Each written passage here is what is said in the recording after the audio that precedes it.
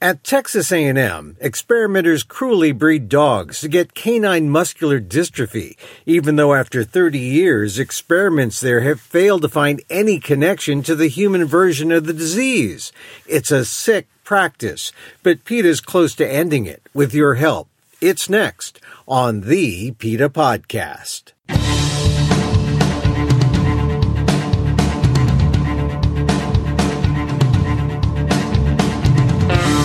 Welcome to the PETA Podcast. I'm Emil Guillermo, your host for this behind-the-scenes look at PETA, the largest animal rights organization in the world. Here we talk to the key players at PETA and the movement and ask them about how animal rights change their lives and how they stay motivated to make the world a better place for the animals. On today's episode, the latest on the cruel Texas A&amp dog labs, the new documents PETA has obtained that show how dogs are treated there.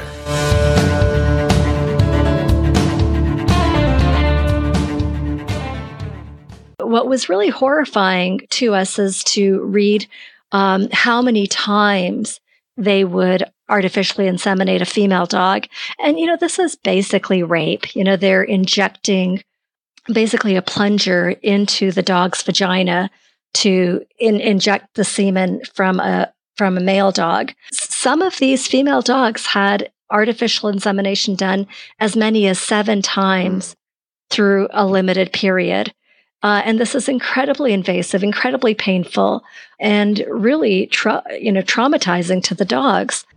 Dr. Alka Chandna, PETA Vice President, on what new documents obtained reveal about the cruel experiments at the Texas A&M Dog Lab. After a 2-year campaign, PETA has filed a new lawsuit involving Facebook's algorithm and censorship, as well as another suit over yet more documents. Plus, there's protests as the school year ends to bring awareness to hideous experiments on dogs that have yet to produce a cure for human muscular dystrophy after 30 years of failed science. How can you help stop Texas A&M? That's next on the PETA Podcast. But first, thanks again for joining us here at the PETA Podcast. This is episode 68 in our second season of shows. Please share a link with friends. Let them know the animals have a voice on the PETA Podcast. And if you just found us, welcome. And keep binging. There's lots to listen to on the PETA Podcast. For more on the Texas A&M Dog Labs, check out episode 32 and the muscular dystrophy patient who spoke out against Texas A&M's cruelty. And for more on the bad science, check out episode 9. Remember, if you're on Apple Podcasts, don't forget to rate and review the show. It helps the algorithm know that PETA has a podcast on the issues important to you.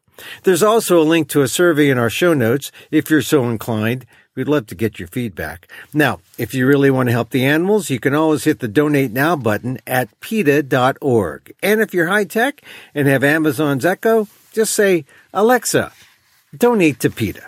And now to our episode. Dr. Alka Chandna, PETA VP, talks about how a 2-year campaign against the dog labs at Texas A&M may be close to success if the public understands what's at stake. The update on the new legal pressure on the university and the on-campus protests on the PETA Podcast. Well, it was back in December of 2016 that PETA launched its campaign to end the use of dogs in cruel muscular dystrophy experiments at Texas A&M University. We obtained video footage of these dogs. They are purposely bred to have canine muscular dystrophy. This is a painful and debilitating disease, and the dogs consequently have difficulty walking. Running is out of the question. They don't play, and they even have difficulty breathing, swallowing, eating. So the dogs are in a horrible state. So that was back in 2016, December of 2016, that we launched our campaign. And since then, we've had a very vigorous campaign to let the Texas A&M community and others know about what's going on. All right. So we have the canine muscular dystrophy, and we've got what they're doing to the dogs. And the purpose of why they're doing this to the dogs is because they see a connection between canine muscular dystrophy and human muscular dystrophy. But Is there? The point that you make is exactly correct. Ostensibly, the idea is that they're trying to find cures to human muscular dystrophy, but the diseases are different. And diseases manifest, as I'm sure most of your listeners would know, diseases manifest at the cellular level, and they're impacted by things like genetics and metabolism, all of these other issues. We know, for example, that we can ourselves eat chocolate, and we might eat so much of it that we feel sick. And we know that even a relatively small amount of chocolate will kill a dog. So just from that simple example, we realize that we cannot apply results from dogs to human beings and vice versa. And disease manifests at these levels where we are different. And consequently, we've seen that there have been findings in dogs, for example, understanding how canine muscular dystrophy manifests, the manner in which the disease comes into being, how it moves through the body, how it impacts the different organ systems. And what we have found is that we simply cannot apply that information to human beings. And so treatments that seem to show promise in dogs never materialized for human beings. So this has been a real problem. And in fact, as some of your listeners will from previous interviews that you've done on this subject, the lead experimenter at Texas A&am, a guy named Joe Cornegay, has been breeding dogs to have muscular dystrophy since 1981. And we all know there's no cure to muscular dystrophy. And in fact, there's not even a treatment that reverses the debilitating symptoms of human muscular dystrophy. So these decades of experiments, the decades of imposing debilitation and pain on hundreds of dogs has resulted in nothing for human beings. In contrast, what we've seen is that millions of dollars have gone into this experimentation, and we've also funneled limited resources, brain power, laboratory space. Young graduate students who are coming up could have been working on something that might have actually materialized into something useful for human beings, but instead all of that has been wasted in this fruitless effort.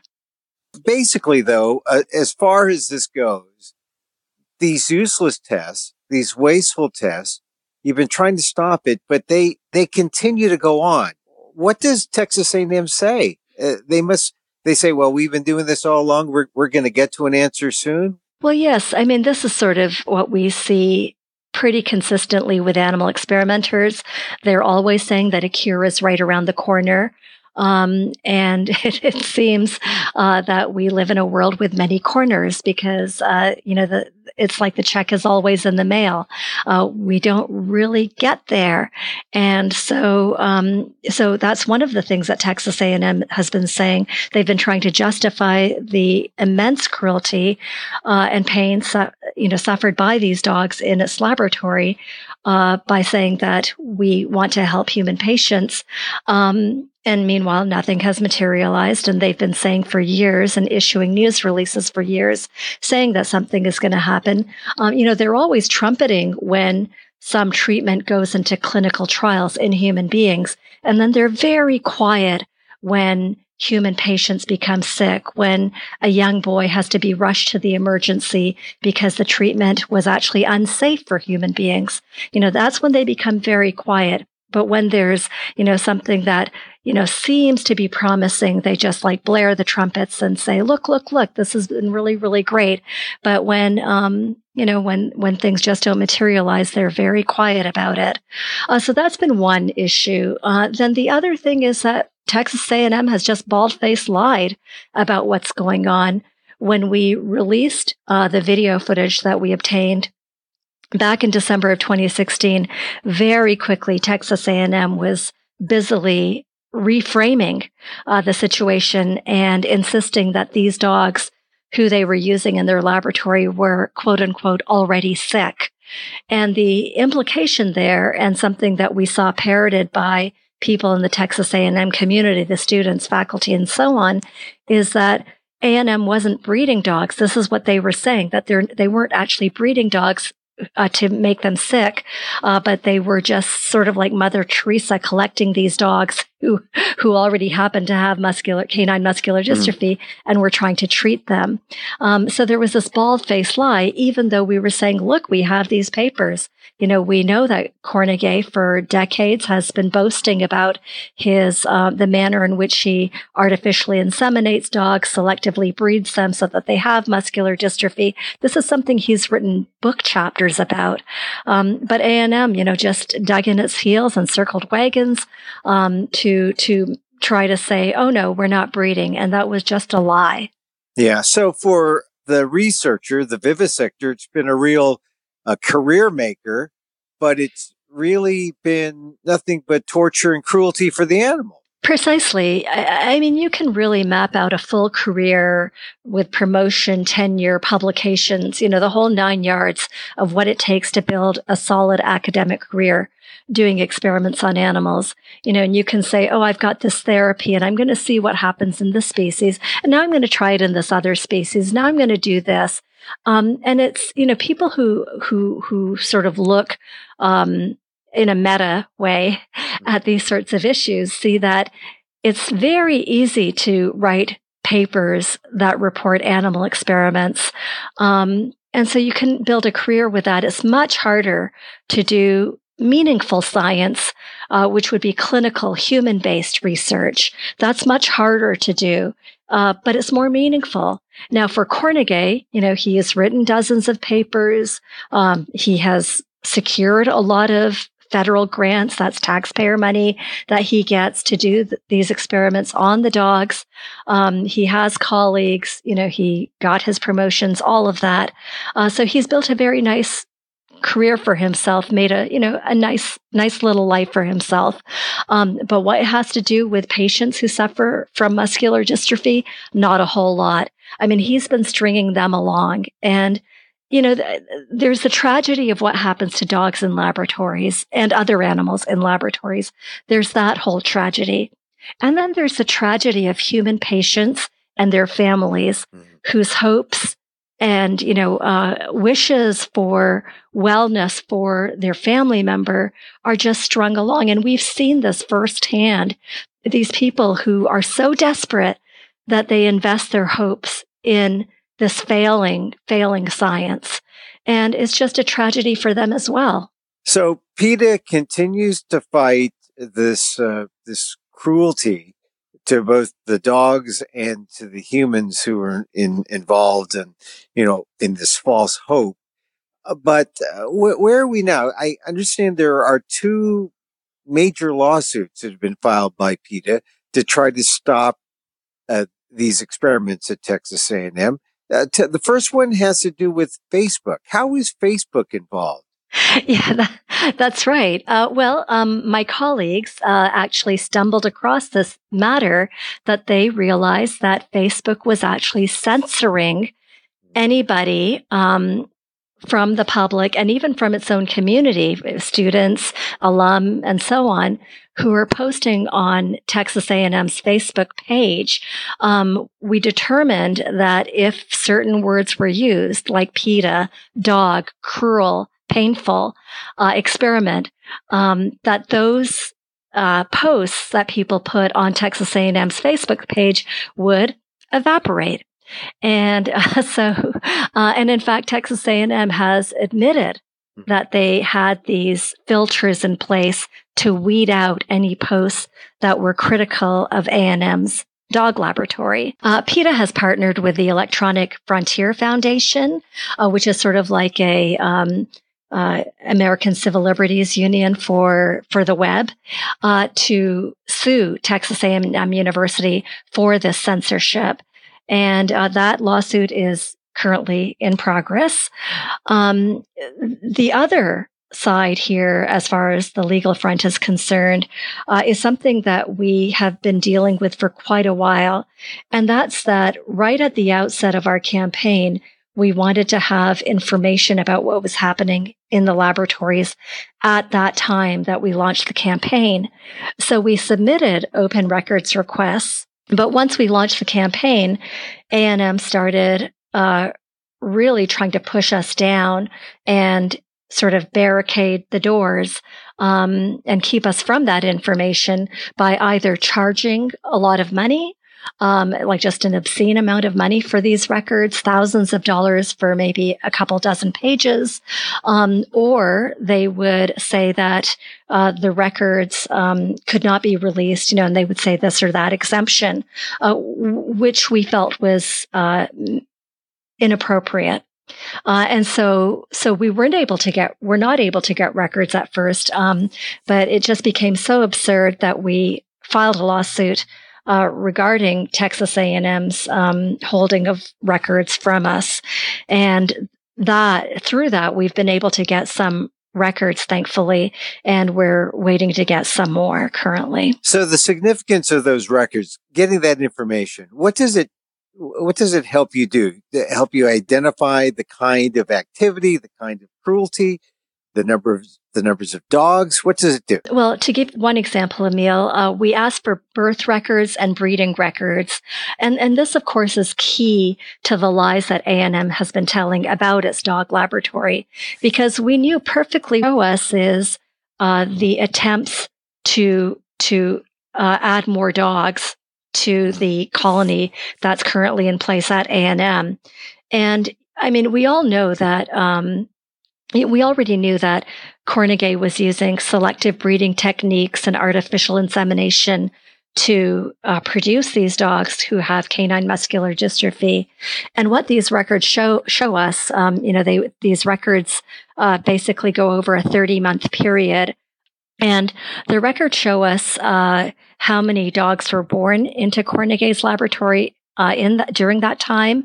And what we see that was especially troubling is that because of the methods used by Carnegie, many dogs are stillborn, and other dogs only survive a day or two before they die. And so in the notes of the breeding records, we saw notes regarding to the puppies who were stillborn, and then other notations such as found deceased in yelping box, failure to thrive, agonal breathing, found dead in box, declining condition, euthanized, agonal and in distress, started gasping, agonal. So we're actually able to paint a picture. There's a clear picture being painted by these records, not only to the fact that Carnegie is deliberately breeding dogs to be sick, but because that the methods are invasive and cruel and result in puppies who are not even viable, and the amount of suffering that occurs before he produces dogs, or in the process of his producing dogs for his laboratory. So it's clear that the dogs who are quote unquote viable are suffering and living lives of absolute misery. They can't walk, they have difficulty breathing, difficulty eating, and so on. But it's also that those dogs have come out of litters where there were some dogs who were so weak, so sick, that they only survived a day or two. Yeah, so by the records, you actually can document that the situation is far worse than PETA could have imagined. Precisely. And the other thing, Emil, is that these records also tell us about the attempts at artificial insemination. And we knew that Carnegie was artificially inseminating female dogs. He has a whole book chapter that's devoted just to how he does this.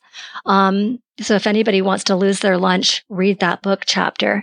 But what was really horrifying to us is to read how many times they would artificially inseminate a female dog. And, this is basically rape. They're injecting basically a plunger into the dog's vagina to inject the semen from a male dog. And some of these female dogs had artificial insemination done as many as 7 times through a limited period. And this is incredibly invasive, incredibly painful, and really, traumatizing to the dogs. So there's just, all of these different layers of abuse and pain and suffering that are taking place, for this dog colony to exist, which is its own world of suffering and pain and abuse. And yet, one can say, if, we give Dr. Cornegay the benefit of the doubt, pain from dogs doesn't apply to humans. Even if you're singularly focused on human well-being and you don't care one whit about those dogs who suffer just as much as humans do, who feel pain just as much as we do, and who value their lives just as much as we do, even if you don't care one whit about those dogs, the fact that 38 years of this quote unquote work has failed to produce a cure, has failed to produce a treatment. I mean, I think anybody with clear-eyed vision, anybody who is not blinded by the fact that they're receiving grants, that they have a career that they want to continue to prop up, that they, want to continue to have publications. Anyone who's not blinded by those factors would have to think, okay, maybe it's time to try something else because this ain't working. He does keep getting grants from both the feds, from, academic community. He's rewarded by his peers. He's rewarded by his university. It seems that there's a certain amount of credibility built in. Are they doing that just because they don't know what else to do, or because if they were to reject them and tell them to try something else, it would be an admission that they've been wasting time, money, and effort? Yeah, I think what you just said, Emil, that he gets grants and everything else, was true up until about a couple of years ago. And I think that when PETA came forward, and my colleague, Dr. Emily Trennell, who's a neuroscientist, prepared a very detailed scientific critique of Cornegay's experiments. I think up until that time, people were saying, yeah, give him more time. Yeah, something will come of this. But I think now, right now, a silver lining in this whole cloud is that currently Cornegay himself does not have any grants from the National Institutes of Health. He is receiving subcontracts of NIH grants from other experimenters. So he still has that bit of he's still feeding off the trough of the government gravy train. He's still getting these dregs going to him. Right. But I think that's going to be cut off soon as well. And, we submitted a Freedom of Information Act request to Texas A&M for correspondence, internal as well as external, related to the dog colony. And what's very clear is that Cornegay simply does not have support of many people in the university's administration. Many people are beginning to recognize that his experiments are worthless, and they really just don't want to defend them anymore. Yeah. I think anybody with eyes can see that this is just obscenely cruel. What's more is that there's another professor at Texas A&M University who also studies muscular dystrophy, and he was seen as the heir apparent to Cornegay's dog laboratory. But what we learned reading through all of these internal documents is that he's not interested in keeping this laboratory, this dog laboratory. He doesn't see that we're going to get any cures from the dog laboratory. I just want to say one more thing, and that's that the whole establishment, the funding establishment, the university establishment, these establishments, the ones that review animal experimentation, whether it's to give funds or to determine whether an experiment should be approved, these bodies are heavily weighted with animal experimenters. Animal experimenters really make up the preponderance of people who serve on these committees, whether it's a grant agency and the study sections at NIH, those are mostly animal experimenters, whether it's the Institutional Animal Care and Use Committee at universities, those are predominantly staffed by animal experimenters. And consequently, you have a situation of the fox, basically guarding the hen house. And so, you're going to get people rubber stamping or signing off on experiments grants to allow these things to continue. All right, but it looks like the pressure and the spotlight that PETA is putting on the dog labs at Texas A&M and on Dr. Cornegay's work is actually working. And so the lawsuits are coming along. There's information that's being exposed. There's the Facebook incident, and also the Open Records Act that you're getting more of. There's the FOIA request, more information. And so this is kind of like the modern kind of animal activism these days. And you're fighting it on that level, and you're getting, albeit slow, and Texas A&M is still not done. There's some hope, but there's also some normal protesting that has gone on too. Like I understand there was at the veterinary school, there was a graduation demonstration that exposed how some people feel about the puppy experiments there. And I really encourage your listeners to go over to PETA.org to check out photographs from that protest. We used the records that we obtained, the birth and breeding records that we obtained from Texas A&M, the ones that indicated the stillborn puppies, the puppies who were found deceased in the yelping boxes, the puppies who only survived a day or two. We used those records to do a gravestone demonstration. And this was, as you say, outside the veterinary school's convocation just last week. And so we had tombstones with the names of the puppies who died and information that we found in the observation records. So it was a pretty stark and sobering scene. So as graduates, their parents and family members were going into this auditorium where the convocation was taking place, they passed a patch of grass where the tombstones were set up. So it was sort of like a graveyard for these puppies and dogs. And I saw photographs, and the people are just lined up to go into the auditorium. Everybody's looking at the tombstones and asking questions and getting leaflets from the people, the students, and others who were there to advocate on behalf of the dogs. I really encourage your listeners to check out PETA.org and see photographs from that demonstration. But it was a way that we could take these records that are, tend to be a little bit dense. And, I would very happily, put up PDFs of these records online.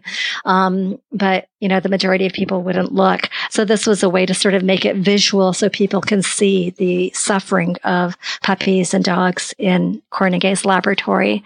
So we had that demonstration. We also had a delivery of petitions. And these were postcards that our members and supporters had filled out. And so we had these physical postcards, 44,000 of them that basically had to be wheeled in to President Michael Young's office. And some of our wonderful volunteers and people who our grassroots activists took over to Michael Young's office to deliver those postcards. And the postcards basically, call on Michael Young to take personal responsibility here and shut down the dog lab. Now, it's my understanding that it's not just activists and who are supporting this effort, and not just. There are doctors who have patients who are muscular dystrophy patients who don't support the efforts that are going on in the dog labs. And they've lent their names in support of your protest effort. There are 500 doctors who signed a letter to Chancellor John Sharp, the Chancellor of A&M. And these are, of those 500 doctors, more than 100 have personally treated human patients who suffer from muscular dystrophy. And these medical doctors wrote in these letters that as physicians, they were writing to ask the university to halt their experiments on dogs. And they point out that the dog experiments simply are not helping humans. They fail to produce an effective treatment for patients, fail to produce a cure for muscular dystrophy. And so resources were being wasted, and they were seeing the results of this wasted time and effort and money very directly in their practice for the fact that they don't have a cure, they don't have a treatment that can reverse the debilitating impacts of human muscular dystrophy. So that was, very, very helpful to the campaign because, of course, medical doctors are sort of the sort of that final line, if you will. We can see that there's effort being taken in laboratories with animals, but unless there's some kind of translation or application from laboratory experiments to the human patient bedside, you really have to ask what that effort in the laboratory is about, because it's certainly not helping human beings. And that's what these doctors were attesting to. So I've been hearing about Texas A&M for at least a couple of years. And you're saying that PETA began the campaign about 2016. Given all these things that we've talked about today, the lawsuits and the protests, and even some of the internal records that show that maybe Carnegie isn't getting the kind of support that he once had, it really does seem like maybe we are close, or maybe PETA is close to an end or a shutdown of, maybe shutdown's too extreme, but maybe close to some kind of resolution when it comes to the dog labs at Texas A&M? I agree with you, Emil. I think we're very close. PETA has many things to recommend it, not least of which is that we are scrappy and we are persistent. And so as long of a campaign as this has been, we are in it to win it. We're not going to turn our backs on those dogs. There are about 90 dogs in Carnegie's laboratory right now, and we're not turning our backs on those dogs, especially, when we see that this breeding has continued. We feel that with this information now and the fact that A&M finally relented and gave us these documents after putting up a pretty strong fight, we feel that if we continue to persist and continue to let the university know that we're not going away, and what they should do is exactly, what we know that many entities at A&M want to do, which is to shut down that laboratory. And at that point, we'd like to see the dogs being adopted out into good homes so that they can live out their days in, with the love of a family, which is exactly what they deserve. And we would like to see A&M redirect any resources that they have to human relevant technologies and human relevant methods so that they can actually help human patients who suffer with muscular dystrophy. Well, let's hope it happens soon, because even though we're close, Texas A&M continues to torture these dogs. And once again, for people who still don't quite understand, what is the life like for these dogs in the dog labs at Texas A&M? Yeah, it's actually just misery from cradle to grave. It's unmitigated misery. These dogs are born to be sick, and they're bred to be sick, and so they have difficulty breathing. They have difficulty swallowing. They're fed a liquid gruel because their jaws are not muscular enough to permit eating solid foods. As a consequence of that, they're very, very thin. They're held in barren kennels, and people can go to PETA.org and check out the video footage that we obtained. These dogs are held in barren kennels, basically cement and metal. Very often they're not even given a blanket. which they could really use given that they're so thin. Their bones protrude from their bodies. If you watch them walking across the kennel in these videos, you can see that they have difficulty walking. If anyone has ever suffered any kind of muscular disability or some sort of pain in one's legs, then you know what it feels like to walk with pain across a floor.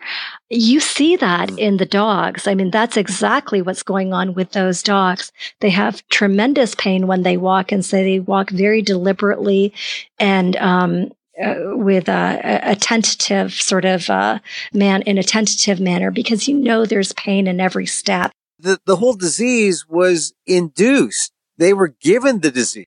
Canine muscular dystrophy can be bred into the dog. So if you select for certain genes, you can produce dogs who are born with canine muscular dystrophy.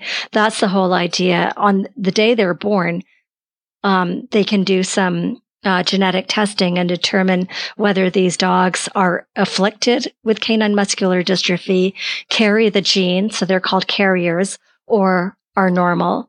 And so the disease is inflicted in the dogs by the very breeding. You know, that's how the colonies are brought into existence. To me, that's what people sometimes don't understand. They don't understand that it's not like well dogs come in and this stuff is inflicted on them. It's they're bred to have the disease and to live this life of misery, which is more cruel, I think, and more diabolical from, when you, to inflict this and say your only purpose is to live this life of misery.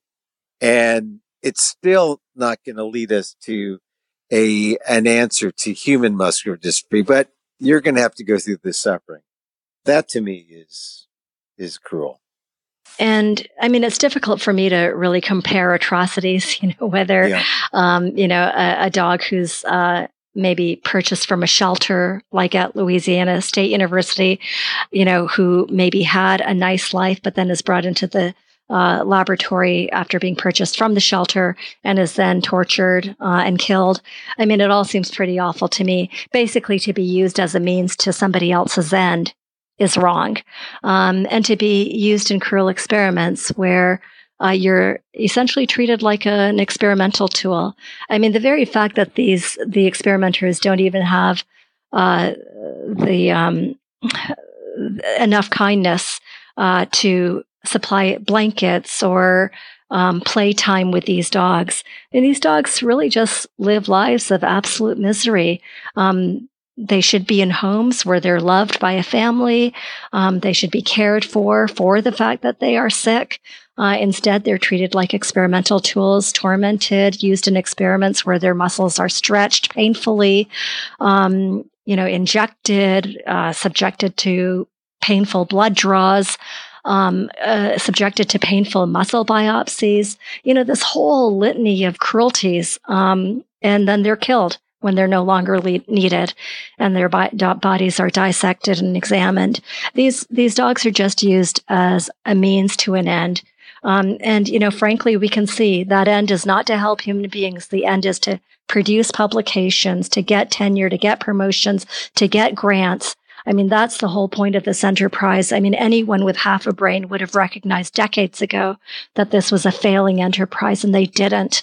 They just continued, on their merry way, producing dogs who were sick, having these horrible laboratories, and using the dogs as a means to an end. Yeah, and that's why this protest and this action against Texas A&M continues.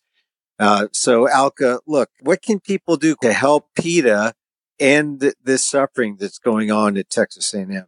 We have a petition on our website. Nearly 200,000 people have already signed the petition. If you haven't, please sign it and then share it with everybody you know. And if they think that maybe, the dogs are treated as well as possible, show them the video footage. The video footage will break your heart. These are dogs who are just like the dogs who we have at home, the dogs whom we love and treat as the family members they are. These dogs feel pain no less. They crave human attention no less, and yet they're treated like inanimate objects. So I implore your listeners to, if they haven't already, watch the video footage, share it with your friends, share it with your family members, share it with your neighbors, coworkers, everyone you know. If you have friends in Texas, calls from people in Texas, College Station, especially, having the university know that people in their community don't appreciate what's going on and believe that what's going on is a moral atrocity. Really, really hammering it home. I think we're in the home stretch.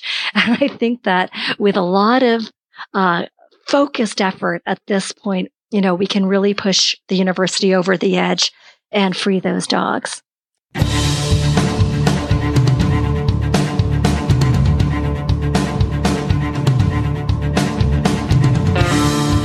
Dr. Alka Chandna, PETA VP, on the cruelty of the Texas A&M dog labs. Take action. Go to PETA.org and see the video of the bad science. Sign the petition and help end the travesty of that bad science at Texas A&M's dog labs. Go to PETA.org now.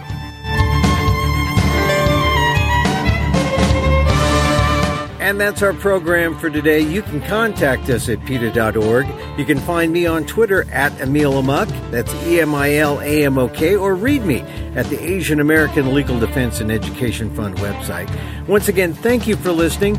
Check out all our episodes on Apple Podcasts, where you can rate and review the show. It helps get the word out about the issues you care about. And don't forget, you can help the animals and PETA with a kind donation at PETA.org.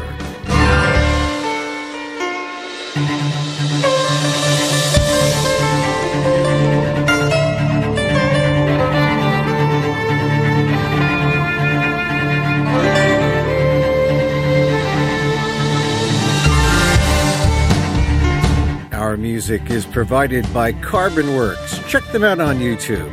Thank you for listening. Join us again next time for more insight into animal rights and the fight for a cruelty-free world on the PETA Podcast. I'm Emil Guillermo.